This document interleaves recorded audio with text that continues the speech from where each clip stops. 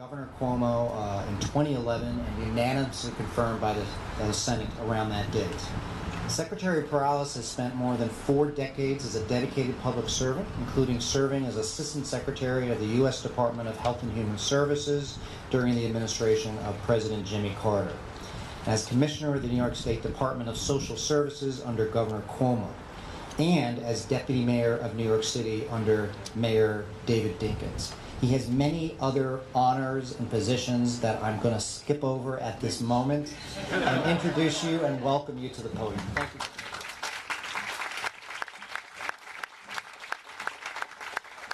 David, thank you very much, especially for leaving out the rest of my resume.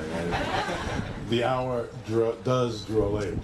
I know that originally it was the governor that was invited, and then he had to go to an event in Charlotte.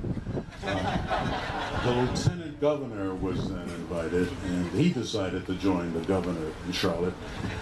So you get me.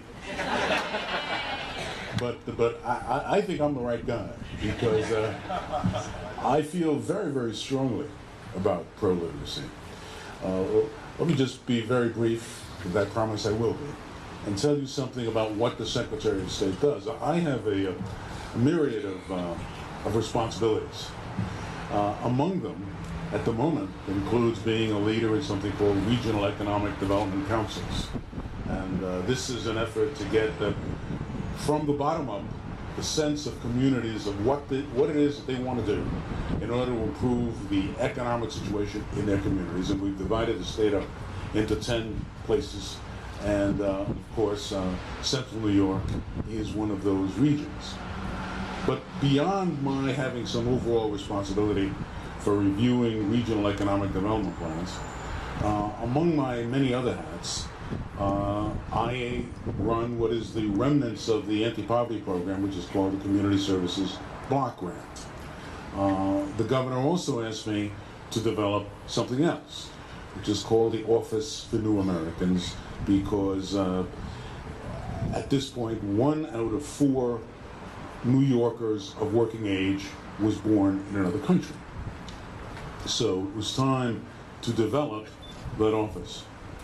And so, like most of you would have, I decided if I'm going to do a good job, I'm going to move around the state, talk to people, find out what it is that I should be doing wearing all of these hats. Well, let me tell you that everywhere I went in this state, there were people who said, we've got people who want to learn how to read, how to write, how to communicate.